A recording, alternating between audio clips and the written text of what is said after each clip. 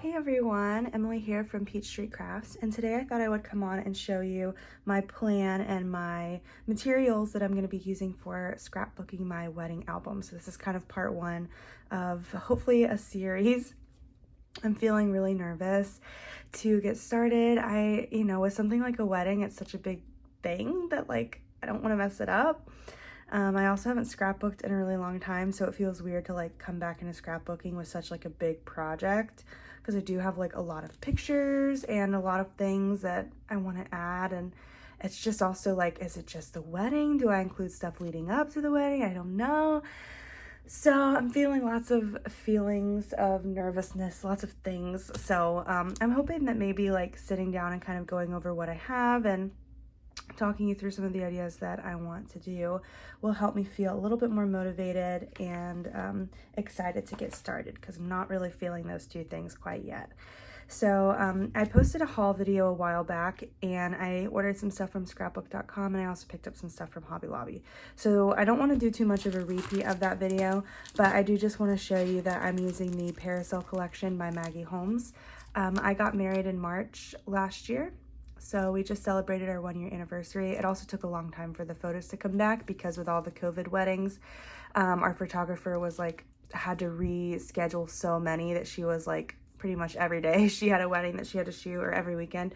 So it took her a while to get to our footage, and she did a phenomenal job. But again, I couldn't scrapbook because we didn't get the pictures until a couple months later anyway. So I'll show you some of the pictures that I have and just kind of show you quickly. I know that's not really what you guys want to see. You guys are, here for the crafting, but yeah. So just to give you an overview of the Parasol collection, since we got married in March, it was springtime. It was very pastel type of colors. We did kind of a tea theme, very timeless, with lots of pastel colors with florals.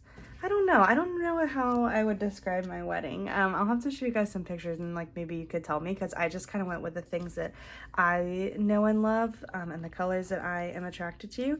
So these are some of the papers in the pad. I'm not really a fan of all the blues, because I didn't really have any blue at my wedding, but I think it actually will go with some of the photos, because blue is in the sky, and we had a lot of pictures with the sky in the background.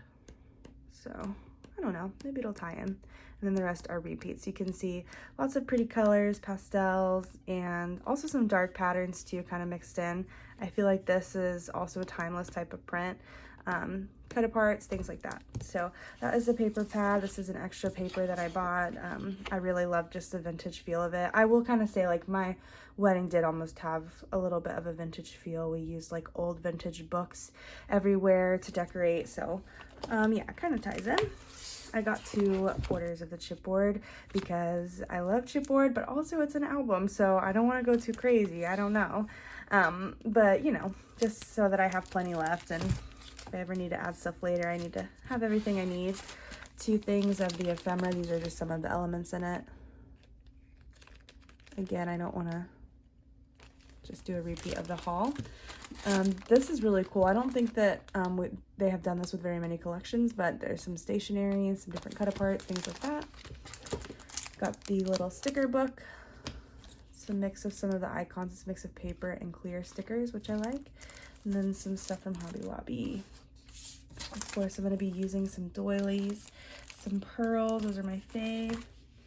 And then I'll show you what the album is going in. And of course, this is kind of the basics for the basis of what I'm using, but I might add in some more stuff from my collection. I have a lot of old vintage style ephemera from Tim Holtz and stuff, and I think that will look really good with this not only this collection, but also some of my images and pictures. So that is the collection that I'm using. This is the album that I purchased from it. It looks really weird on camera. It's very bright because the lighting is shining, because this is a velvet material. It just catches the glistening of the velvet. It is much more pastel and a muted pink in person, but yeah, it looks very bright on camera. So I'm not sure. I guess this was probably about a 2-inch thick binder album. It does have 3 rings. Hopefully there's not too much of a reflection here. And then I just went ahead and loaded it with some pockets. I think that my favorite types of albums that I've made and the ones that I love to see are the ones that incorporate both plastic page protectors and real pages in the binder or in the album. So I'm going to be doing a combination of both, like making actual pages that fit in or little half pages that are not actually in a page protector. So hopefully that makes sense. And then every once in a while, you know, we'll use these for different elements. My album is also kind of a different size. It's an 8.5 by 11, but that means that the pages are actually, and the album itself is a little bit bigger than that. So yeah, just keeping that in mind that like some of my stuff is gonna look a little weird. Like for example, this one. So you have two, I don't even know what sizes these are. It's not 4x6. It's definitely smaller. And then like horizontal ones here. I don't know. I just feel like this is a good size. 12 by 12 is so big and daunting that I did not want to do a 12 by 12, but then 6 by 8, I love 6 by 8s. They're awesome, but I just have so many pictures that I didn't feel like that would be good for a 6 by 8 album. So I decided on that one, kind of an in-between, right? And then I'll show you guys some of my pictures that I have here. So I think I posted some wedding pictures on my Instagram, but I did order these pictures just because, again, there's so many. I do have a printer, so if I want to print more pictures later, I can always just go upstairs and print some in different sizes, but I figured I would just get a bunch of 4x6s made. And so this was our arch. It was kind of simple, but yellow and pink were our colors and lots of florals. It was really windy and really cold that day, actually, so that's why it doesn't look as great as it did, but that was our send-off. Yeah, I don't know. We had big windows where we were. The place that we had our wedding at was actually an old inn from the 1800s. So it was yellow itself, which I thought was really cool. And it had this like old kind of vintage chic wallpaper and a really cool staircase with like even the carpet or the rug that they had going down the staircase, which was really pretty. Totally my style and what I wanted for my wedding. So we were really lucky to find this place. And it happened to be by the water, which was another cool thing. I forgot what I was saying about my pictures. Oh, I could always just go print upstairs some different sizes, but yeah, I just kind of have some basic sizes here to work off of. And I'm sorry for the glare.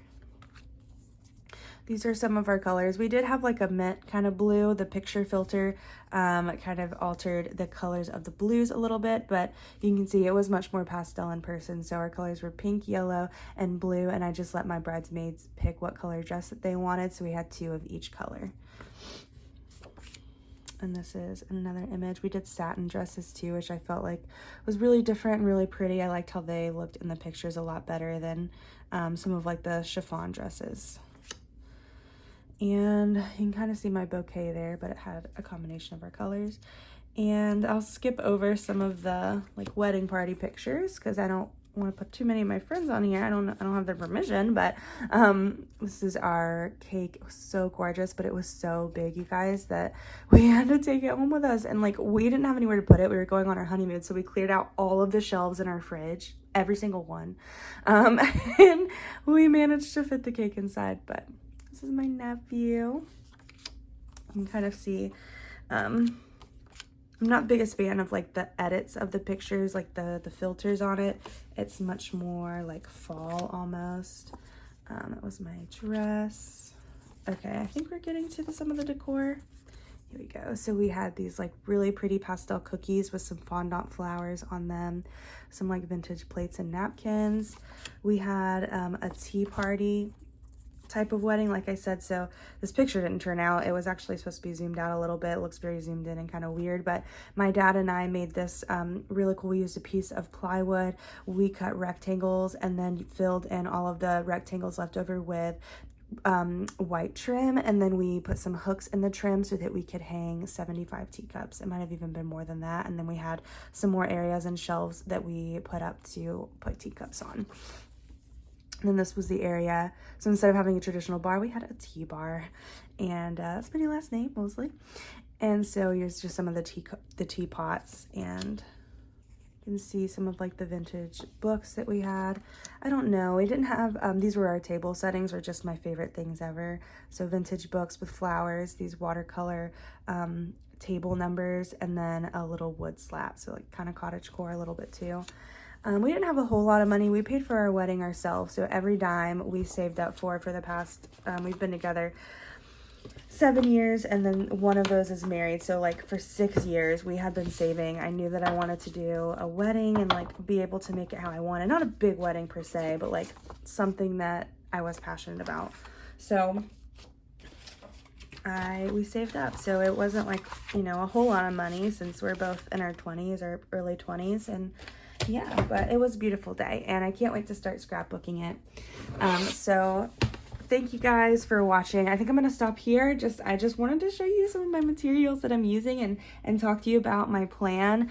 I will say, like I said, I don't want to use all of these page protectors. I think that I want my first page to be a shaker, and I can always change it later, but I feel like it's so cute when your album starts with a shaker, like a big vellum shaker, and then you have some pictures behind it that kind of show through the vellum, and your sequins kind of set the color scheme of the album. Like, I don't know, I just love it. I always start my albums like that, so I know it's a little cliche by now, but that's what I'm thinking for the first layout in my wedding album. Please show some love down below, and please tell me what you want to do. Tell me how your wedding album went. I'm just feeling so nervous to get started. Like, I don't know. Excited at the same time because I love this collection and I want to get it done, but it's just I don't want to mess it up, and I want it to be how I envision it, and I don't know if that's going to be how it turns out. So anyways, any advice would be greatly appreciated, and thank you guys so much for watching. I appreciate you all, and I will see you in my next video. Bye.